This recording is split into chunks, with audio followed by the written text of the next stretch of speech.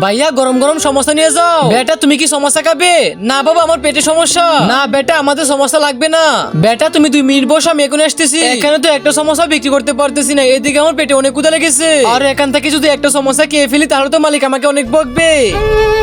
ছোট একটা সমস্যা তো আমাকে। জি ভাইয়া এখনই দিতেছি, এই নেন ভাইয়া।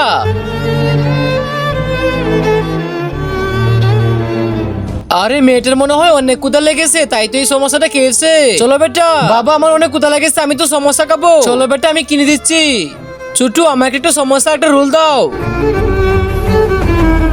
জি স্যার বলেন। বন্ধুরা তার আগে এই বক্সটির ভিতরে তোমার প্রাণপ্রিয় একটি ছবি আছে, আর সেটি দেখার জন্য ভিডিওতে লাইক চ্যানেলটিকে সাবস্ক্রাইব করে দেন, করে দিয়েছেন তো এই দেখে। তো তুমি তোমার বাবাকে ভালোবাসা লাইক সাবস্ক্রাইব করে দাও।